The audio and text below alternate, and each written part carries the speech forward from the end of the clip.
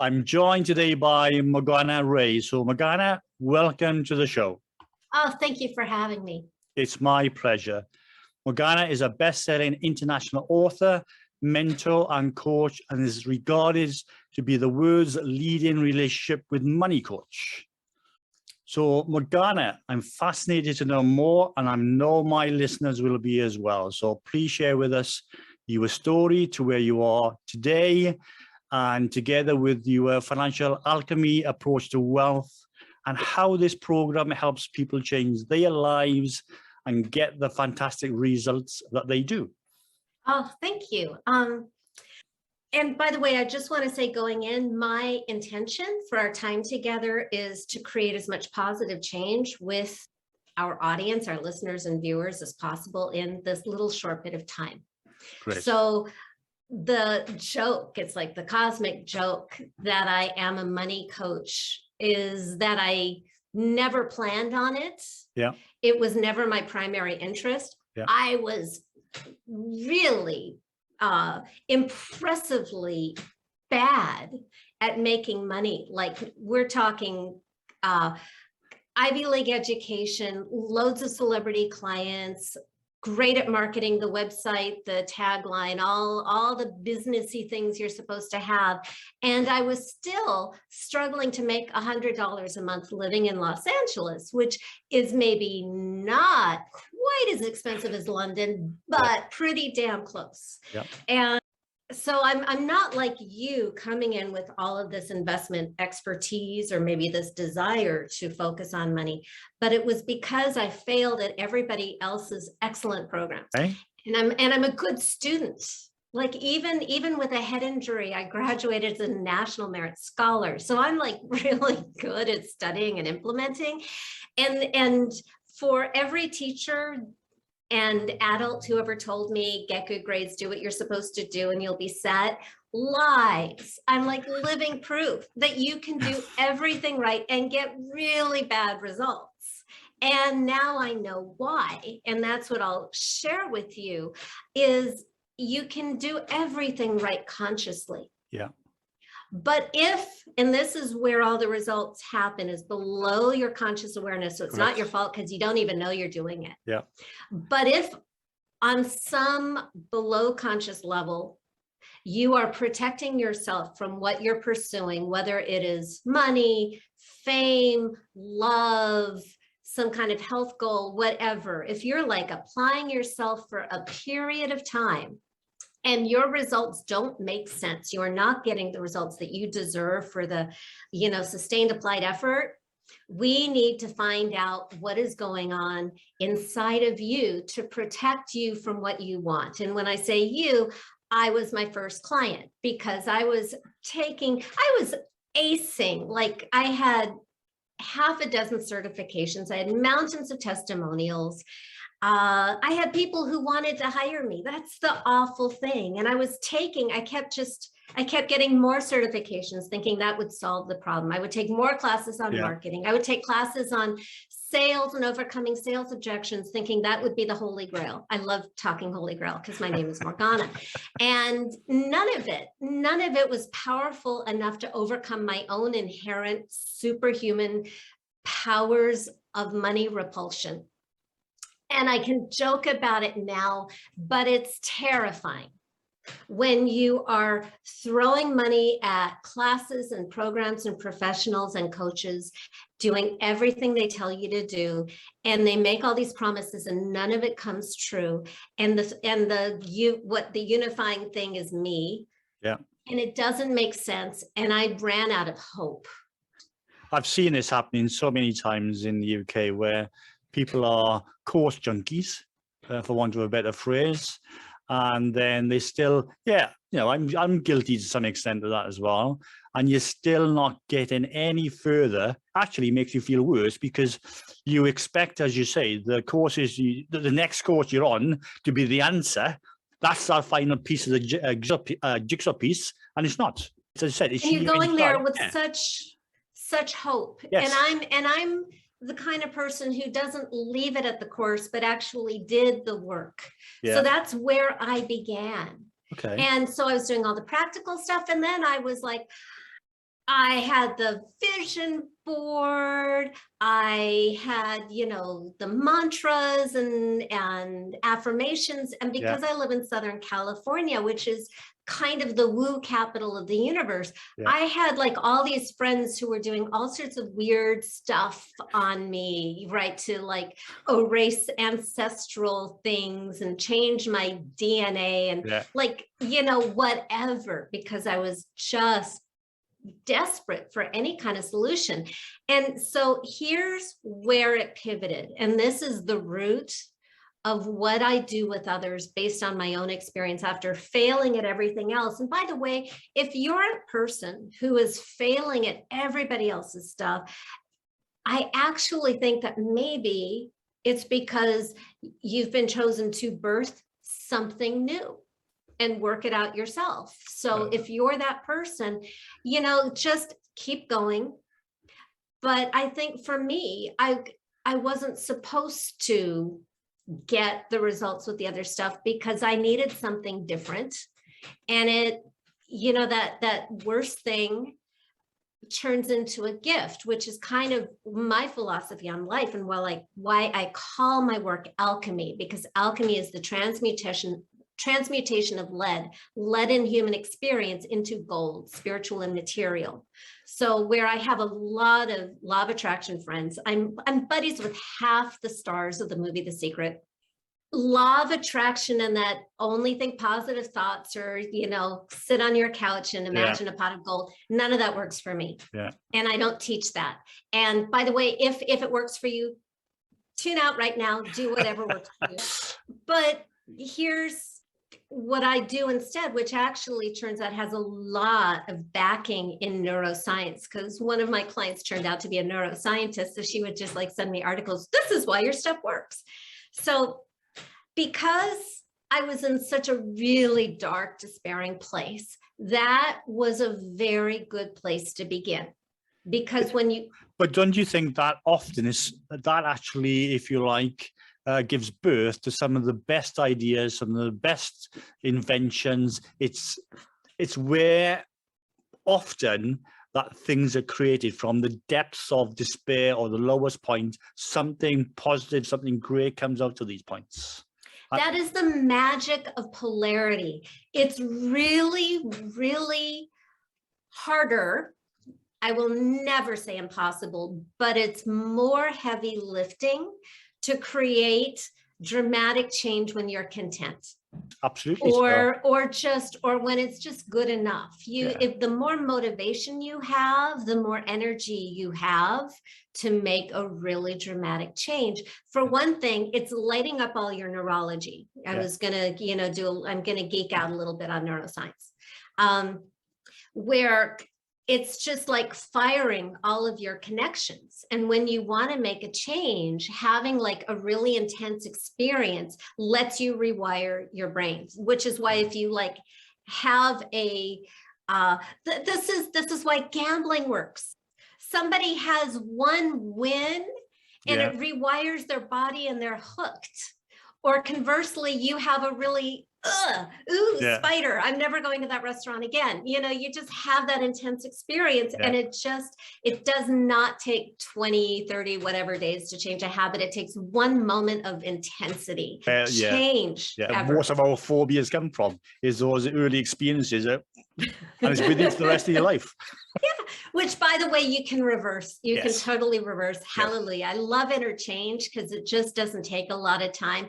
Outer change, like building houses, losing weight, that can, physical matter can take longer. But even that, it's really interesting how the outer world can change, almost like it's building up, waiting for you to change inside. So for me, I was in this really dark, despairing, get me off the planet, I give up, I just don't know anymore. I don't know what to do and I don't want to be here place, which I'm speaking lightly of it, but if you've ever been there, I'm really talking about a dangerous place. A dangerous place. And I know what that's like. And I was actually, it was one critical moment where I had taken that class on overcoming sales objections, and I'm the good student. So like 7 people in a row wanted to hire me because I had a really great reputation, especially in the entertainment industry. Okay. And so I overcame their objections, like money, time, whatever it was. And then 7 people in a row didn't show up and didn't pay me. And that was the moment that it was like, I'm out. I'm out. I don't know what to do anymore.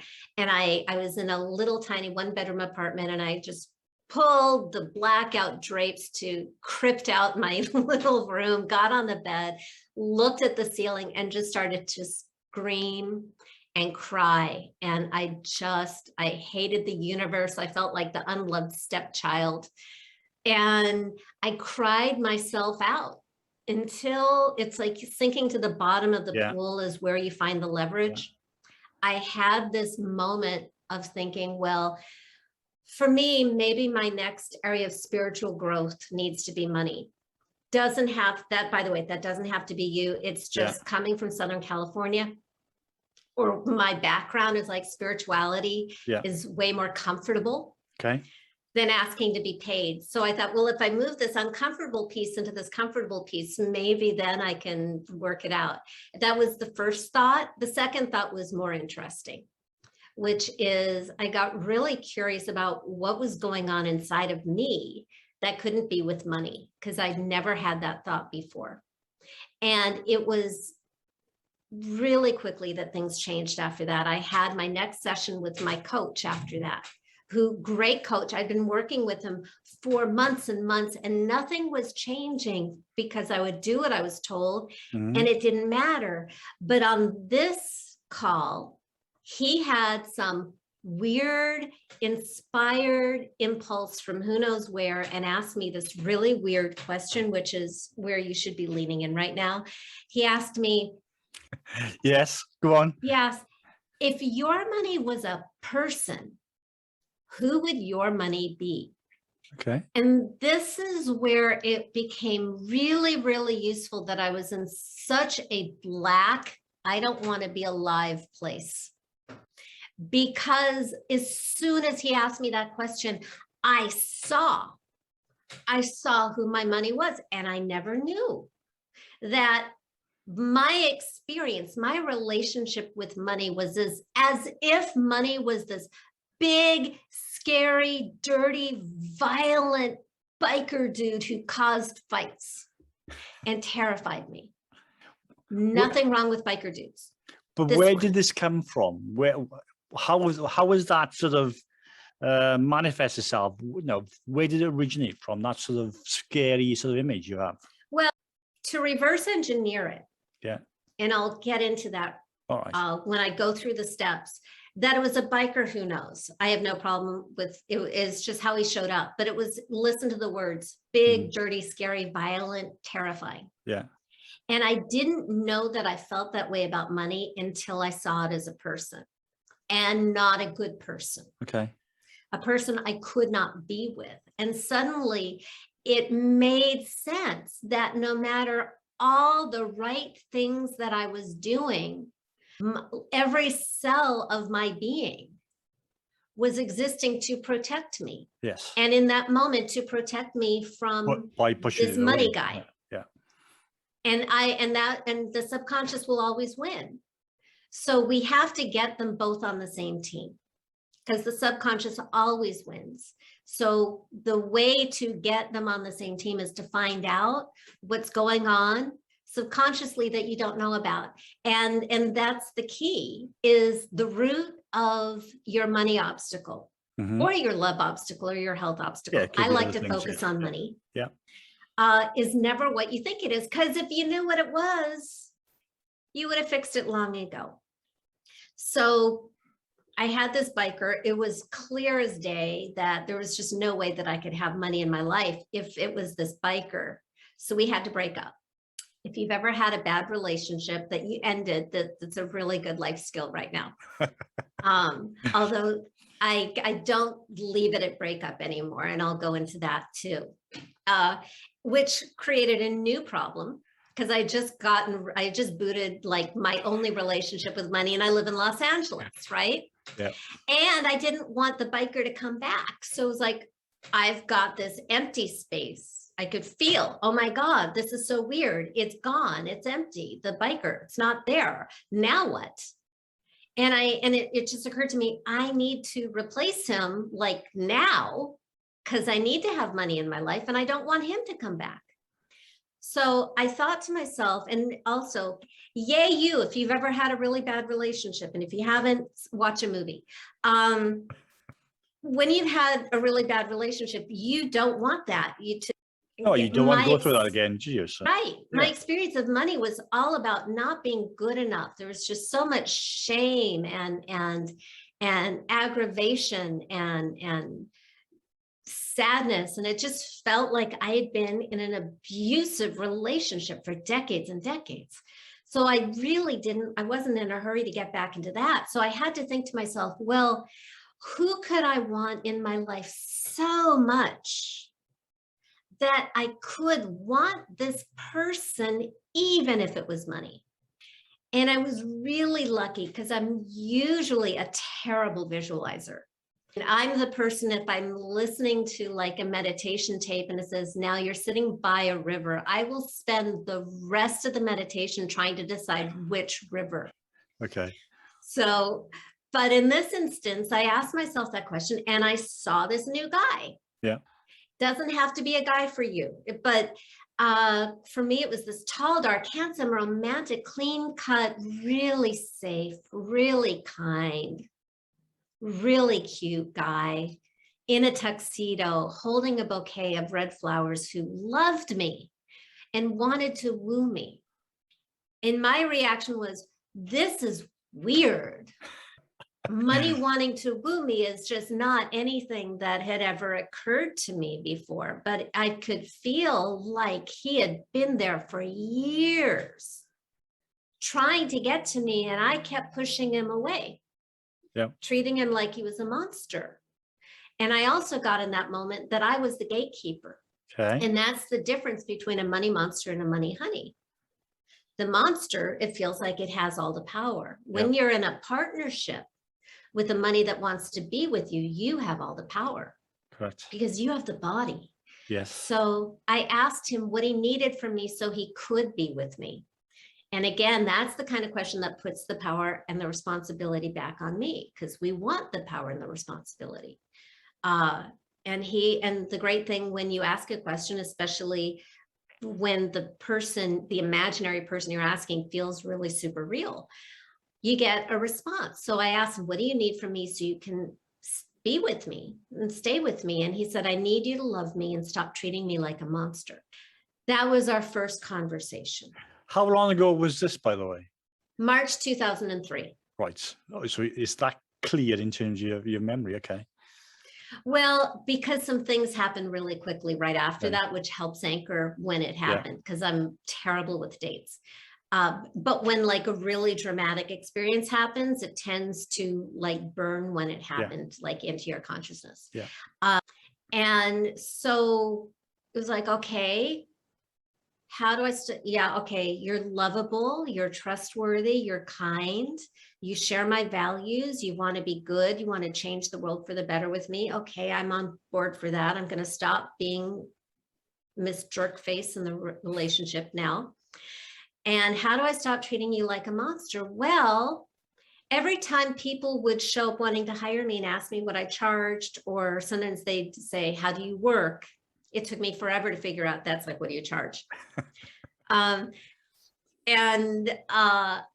Instead of going, ew, I'm a horrible person, I'm charging money to help people. Ew, scary monster. Instead, I would come from this feeling of love, like, what a beautiful person he is. This is my fee. And so I made a commitment that next time he brought me a gift, which usually looked like a potential client, I would say, thank you. Okay. And the next day, 4 people showed up and hired me for double what I'd ever charged before. Really? So how did you double that fee? Did they volunteer what they wanted you to pay, or did you just say? No, I just knew that I was undercharging. Right. And I was still undercharging, but it was a stretch for me. And you find out what your fee is by what people will pay you. Exactly. And it was, yeah. No. so I just tried a different number because I knew my money honey and I knew that that was more respectful to him. Yeah. Especially given results that I already was giving, it was still ridiculously undercharging, but it was terrifying to me. So I just put the number out there, and in all honesty, it was uncomfortable as heck to just state my fee and then be quiet. You can probably tell being quiet is not, you know, at the top of my skill set. Did you go on a course for that? I should do that.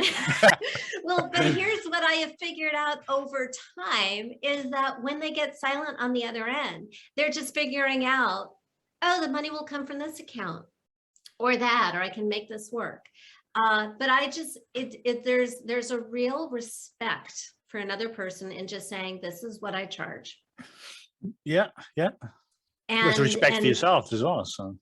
Well, respect for other people is not, because respect for myself, sure.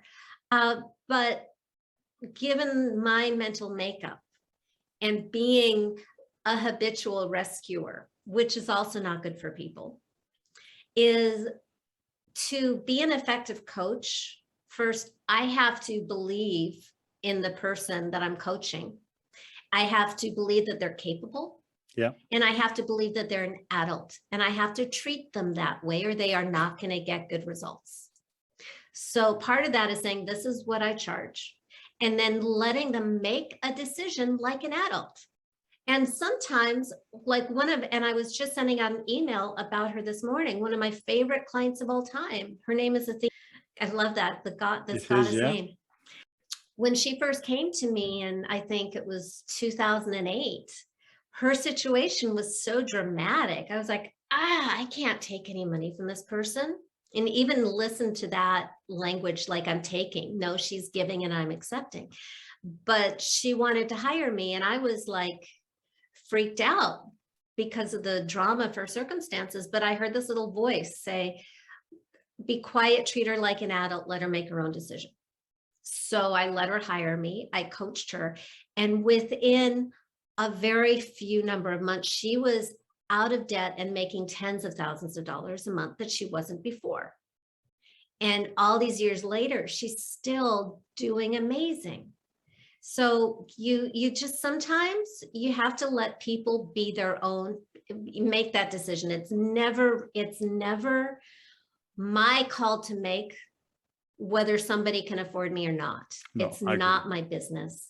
Yeah. And at the same time, I'm not here to force or cajole or manipulate anybody into anything that isn't right for them. So that's just, years of doing this later. But in that moment, within 24 hours, 4 people paid me double what I'd ever charged before. And clients just kept coming and coming until I was raising my rates, having waiting lists, starting group programs. And I've gone from the struggling to make $100 a month to having made millions of dollars since then. So the next challenge was, how did I make it work for others? Because I wasn't marketing it. How are we doing on time? Yeah, we're fine. So I think it'd be great to share, obviously, the steps that you go through with each of your clients. Yeah. You and I, same page. Yeah. When I wasn't marketing anything money related for years. But I was getting all these clients, and clients being human, they had money issues because money is the number one excuse human beings give for what they can't have, do, or be. Yeah. Including clients with millions, tens of millions, and billions of dollars. Still drama, that. Yeah. That's your business. Because you have money doesn't mean you haven't got issues or problems. Fears. Like everybody else. Yeah, it's exactly. It just means that you're just a little bit more comfortable in the bank. Or more to lose. Or more to lose, there's more fear factors there as well. Oh my goodness. And it gets in the way of relationships if you don't change your relationship. So I've worked on the spectrums. So here's what I learned, because when I first started trying to coach clients, nothing was happening. It was like, and I had to figure out, and I was like, but it worked for me. What is missing? And here's what I found needs to happen. And I broke it down into 6 steps. You can't just think, oh, money's cute. Is a cute guy. And presto, you're showered with, everything the world's abundance. However, if that works for you, again, do whatever works. I've never seen it work that way. So I call it alchemy. Yeah.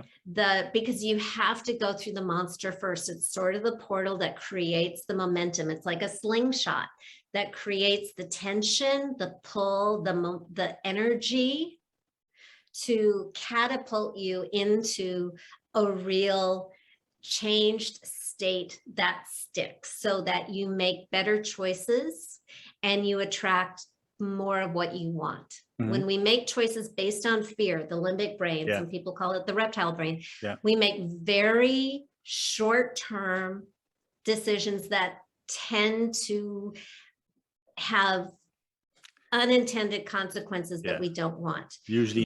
When we feel relaxed, safe, and loved, then the frontal lobe, the genius zone, the problem solving, the creative part, that wakes up, and we are different, and we show up differently, and we make way better decisions, and we see opportunities where we used to only see chaos. So here's how to get there. First, you go into the chaos. And this is the hardest part for me, is taking off that hat of compartmentalizing, minimizing, adjusting, like the stuff that has kept us alive all these decades of it's not so bad. we want to set all that aside. Temporarily, you will get it back. And we want to sort of put on our victim hat. It's very useful. Any horrible experience you've already had, we want to milk it. We want to take it to the bank. Yeah. You've already paid the price of admission. Now we want to use it for whatever we can get out of it. So anything that has ever made you feel unloved, unsafe, or unworthy. Okay. And here's why. Because money is this human invention. It's like totally imaginary. It is real, but it's also 100% fabricated imagination, that one purse is worth more than another purse when they're just bags. It's imagination. It's a shared delusion that we all agree on, but it's made up. The reason it's so sticky, messy, challenging is because what it represents is so real and universal, which is it represents love. Yeah. Are we loved? It represents value. Are we valued? Are we worthy? Are we wanted? And it represents safety. Yeah. Do I even get to exist? Do I get to eat? Do I get medical care? Do I get shelter? Do I matter enough to exist? Like the huge existential vulnerabilities of being a human being. It's all shows up in money, because that's what money represents. So the root cause of your money challenges is not your money story, because that's still the symptom. Yeah. Yeah. But it's the love, the worthiness, and the safety underneath. So anything that has ever made you feel unloved, unworthy, or unsafe, especially if it doesn't look like it has to do with money. Okay. Accidents, illnesses, eating disorders, broken hearts, mean parents or teachers or kids who teased you, like, go off topic and look for where the pain is. Okay. Find the energy, find that thing that you didn't think mattered, that is like, whoa. And you want to be the barrister in the court of existence, building a case against existence right now. Until you get, are you fancy word barrister? Yeah, Yankees, yeah, right? that's what we use, yeah. To just get enough critical mass. You do not have to get everything. You don't have to remember everything, but you want to go deep. Okay. Because you have to go deep enough. Yeah. Yeah. For it to work. That gut feeling, effectively, isn't it? Yeah. By the way, extra points if you cry.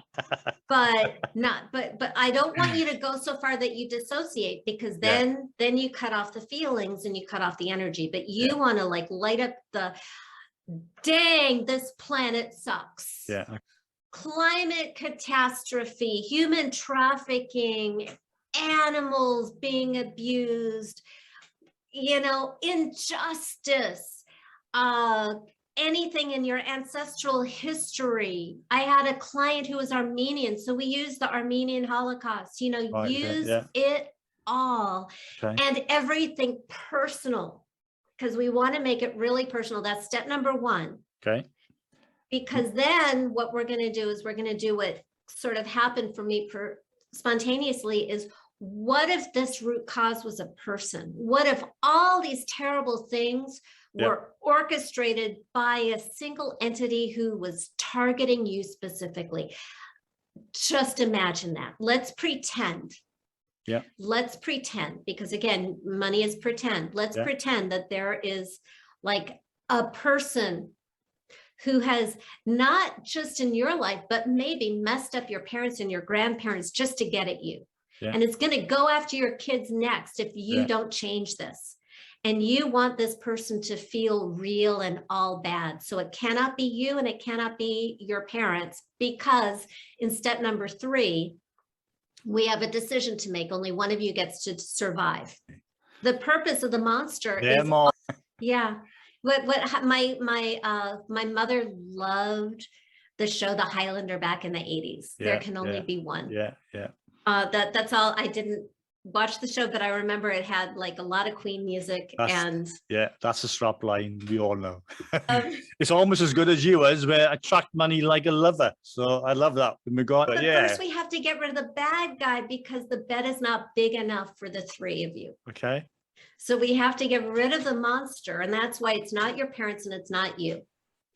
Because even though I've had clients who had unbelievably monstrous parents, obviously not all of them, but I've had a client here or there where it's like really bad stuff. And the monster is all bad. So if your parents gave you life, or if they were adopted, they kept you alive, they're not all bad, and they're real. And in step number 3, we want to obliterate, annihilate, destroy the monster. And since I'm not encouraging anybody to commit actual murder, let's make it easier. Right. But now it can be a real historical character, but just let's not make it somebody in your life day to day. Okay. Just in case. I know that there is a program that has a process somewhat similar to mine in some respects, totally not related to what I do, where they actually have you pretend to kill your parents. And I'm like, oh, no. Walk. That could be very dangerous. Right. So let's make it, the monster that manipulated your parents. It's bigger than your parents. The bully in the school. Let's do over that one. Yeah, the bully in the school, I think. Or the slave master, or whatever it is. Mussolini, just pick your poison. The thing is that now you just get rid of it. And because this is imagination, you can use any imaginary weapon at your disposal. So, blow it up, make sure to not leave any bloody bits that can reconstitute into like a money monster zombie. It's gone. And it's completely binary. Because when you're done, you'll feel, whoa, this is gone. And I've never felt its absence before. And that can feel really light and expansive and powerful. I've coached like clients on the other side of the planet who say, wow, the sun just came out, which is always really, really fun when something like that happens. But it can also, for some people, it's like, whoa, this feels scary and unfamiliar. And that's good too. We're just looking for difference. That's step number 3. Okay. Obliterate the monster by any means necessary. Step number 4, now you meet the money honey. Okay. This is the lover. By the way, I didn't get to lover right away. Like mine was a cute guy. I think that there's a real power in the lover archetype because it's delicious and it's yummy and you're equals. Yeah. And if you come from a background where you've never experienced safe love, this changes that blueprint inside of you so that you can. All right. And if you come from such trauma that you can't even go there, that's okay. Don't go there yet. The whole point is this new relationship is safe. Yeah. One of my mantras is change happens at the speed of safety.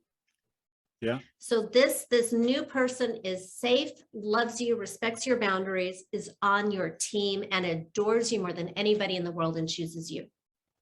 And that is the definition of your money honey. Okay, makes sense. Now that you've got a person, now you get to have a conversation. That's step number 5.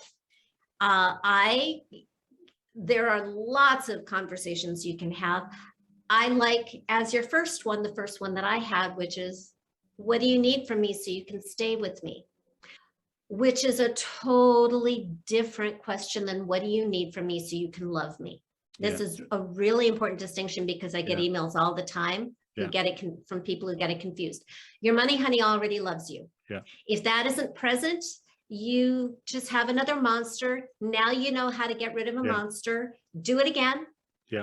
Until you have a money honey who loves you, who you can feel safe with, who you want to be with.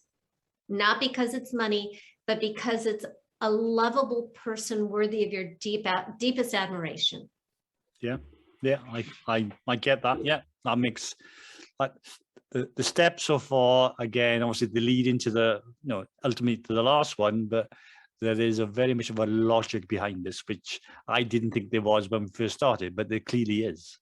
Oh, people who don't actually hear me get lots of weird ideas about me. And I'm a national merit scholar, science and math with a religion degree, Right, okay.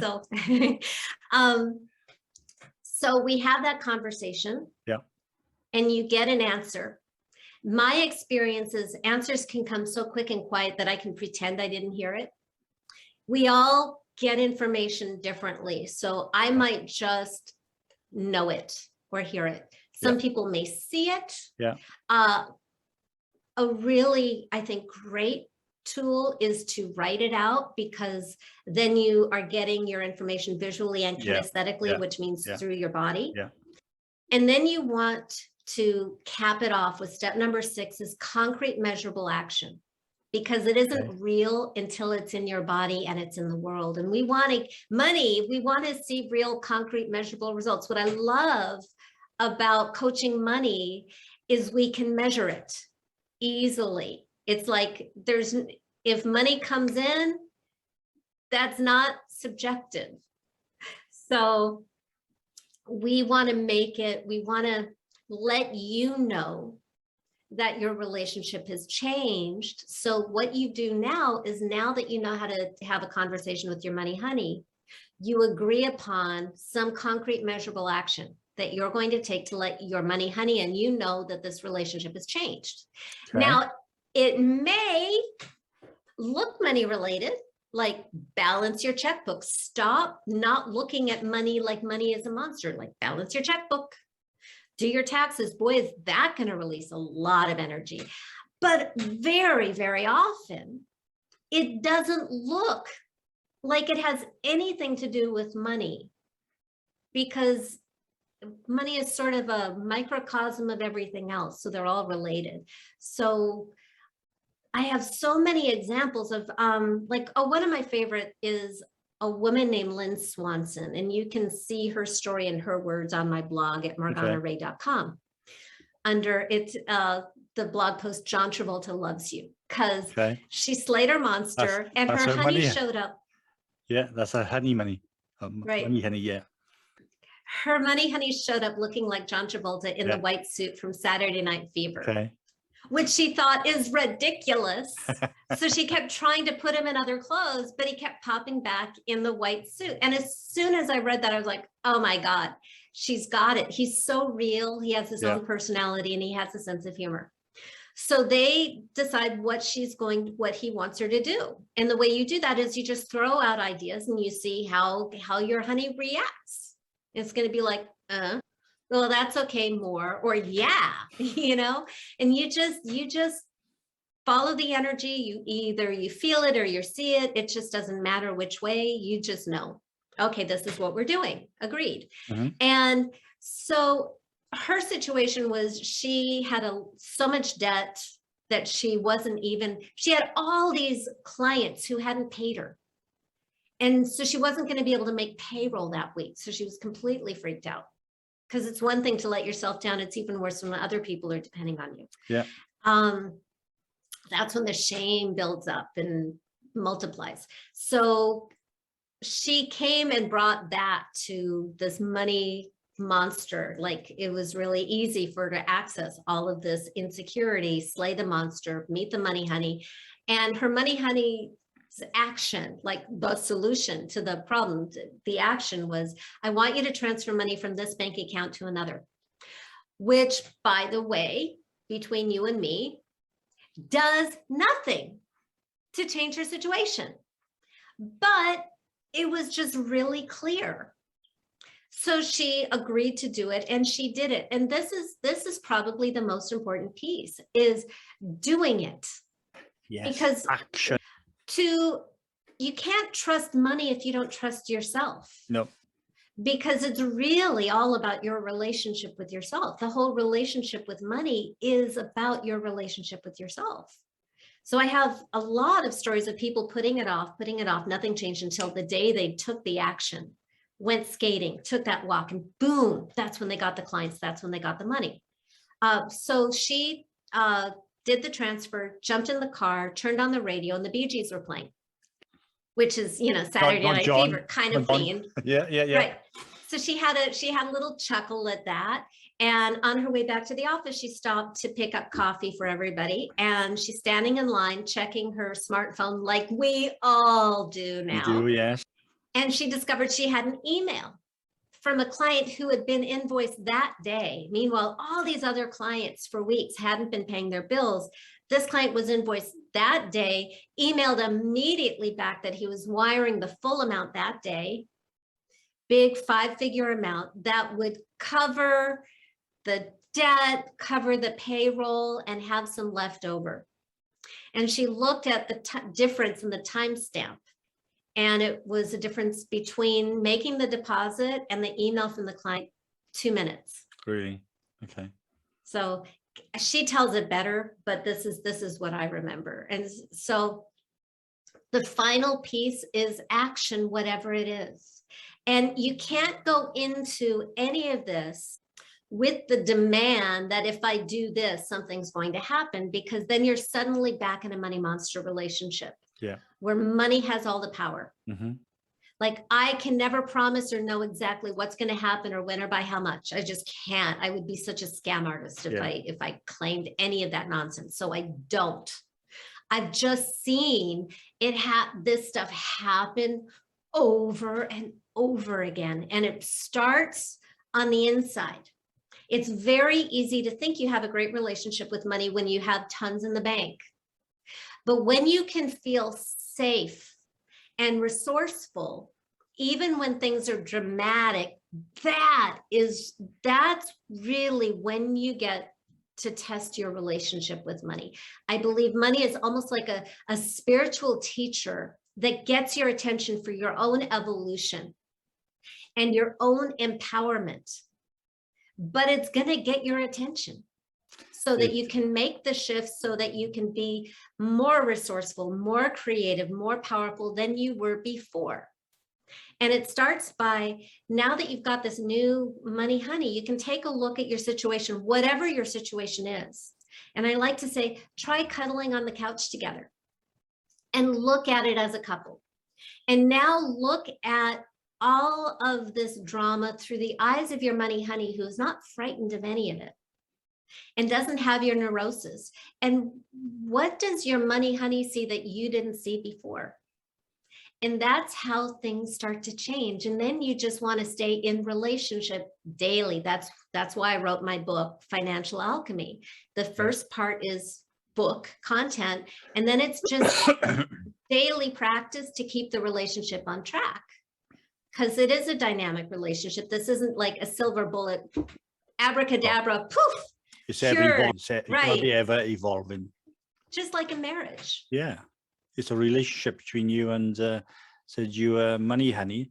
I think that the better that relationship evolves, the better the relationship you're going to have with money, and your life becomes so much better. Well, you just nailed it. Yeah. It's really, really your relationship with life. Yeah. I just call it money because money is that area of life that needs my love and healing. But it doesn't stop there, because it ripples out into everything else, like life does, into your love relationships, your family relationships, your health. I just saw an email from a client that I forgot that her eczema cleared up after doing this. Another, her eating disorder. For 12 years, the doctors said that her vitals were so bad she shouldn't be alive, and nothing worked. But the stuff that went into her money monster was the same stuff that went into the fear and self-loathing of her eating disorder. So slaying one slayed all of it. Yeah, and I think it's like a rotunda. You know, we have challenges with money and love and health and whatever, but they all go into the same room, which is our relationship with life. And my pain door is just money. Yeah, and you can take this approach in any aspect of your life. Although you are focused on money, I think what I like about this is that you can take that same approach with other problems that occur in your life, and you can solve that problem and enrich your life and make it that so much better. I don't always share that, but or share this. What I'm about to share is that 9 years later, I did the same process on my relationship with love, because I was doing all these speaking gigs and hearing myself talk about, if you're doing everything you're supposed to be doing and you aren't getting the results you want, you're protecting yourself from something. And I was like, oh, that sounds like my dating experience. Oh, so I did a love monster and slayed my love monster and met my husband 2 months later. And I have this new theory, it's like maybe a week old, that not only are we like protecting ourselves from stuff, but it's like if money wants to come in or love wants to come in and you've been putting up the walls for a really long amount of time, it just builds up, builds up, builds up. So when I finally opened the door to love, I ended up with a husband who came up with the idea of, and I had never been married before. But we got married when I was 47 years old for the first time in my life. And not only and that was like bucket list complete, but then he came up with the idea, well, let's get married 100 times in 100 countries. So it was like, whoa, like abundance of love. And it isn't even about the weddings. It's about, let's keep choosing each other in exotic destinations and experiencing love in different cultures around the world, and keep pausing our lives to carve time out to say, you are sacred and you are the center of my life, which is way more than I bargained for. Yeah. Sometimes, and you can steal that too. Anybody? Beware of what you wish for, because it can often come true, especially if you've got your money honey or whatever honey you've got an issue with. So Morgana, this has been fascinating. So you've clearly helped probably thousands of people over the years. I'm sure you have. So if people wanted to work with you, how do they get in touch with you? Just go to morganarae.com. It's the name on the screen, Okay. one word.com. Okay. And lots of ways to work with me. You can start with self-study if you want to work with me directly. Yeah. Just click on the menu. I think it's called programs and coaching, something like that, and fill out an application. Yeah. And because before we speak, I want to know about you and kind of get a feeling for if I can help you. Okay. Just fill out a free application. And if I feel like I can help you, then I will get right back to you and we will set up a time to talk about what you want to change and what that would look like. Okay, great. And your book, I'm assuming that's on Amazon as well? Amazon, #1 mover and shaker in all categories in the United States, #1 in, I think, 2 categories in the United Kingdom, #1 in Canada, #1 in Germany, and also a bestseller in France and Italy. Do you want to repeat the title again? Just Alchemy, 12 months of magic and manifestation. all right. A very woo-woo title. With real world tangible results. I'm looking at some of the reviews, and you've had some fantastic reviews on there. So I would suggest anybody who's interested in knowing more that they start with by reading your book. It's a great place to start. Yeah. One of my favorite clients had her first $250,000 sales month. Well, I have to read the book. Well, the book it's a hybrid of a book and a self-coaching system. So she was doing the she was already into it and just doing the daily practices. And she had that $250,000 sales month before she hired me. Wonderful. So that's why I love to like give away everything I can, because first of all, the more people who have a happy relationship with money, the happier planet Earth will be. Yeah. And people who have good results make great clients. Yeah. And they make good referrers to other people. So. That too. We're coming towards the end, and I like to ask this question of all of my guests. And that question is, what does wealth mean to you? I'm going to answer it in 2 parts. Okay. Okay.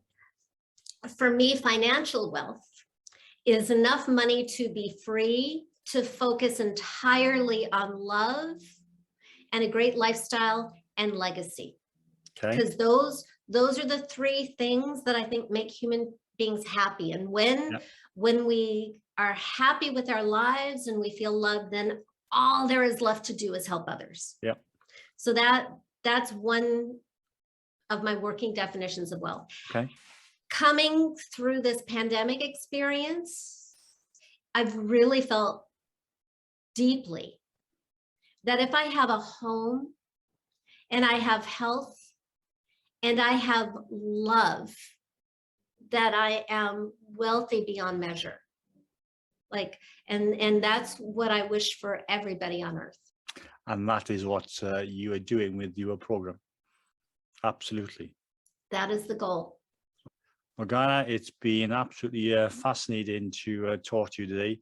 I've actually learned quite a lot of new things and things I never thought we would discuss today. And so I'm pleasantly surprised that what we've talked about today is able to help so many different people in probably ways they never realized.